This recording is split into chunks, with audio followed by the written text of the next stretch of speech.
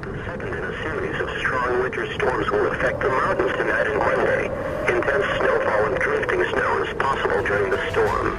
During periods of heavy snowfall, natural and human-triggered avalanches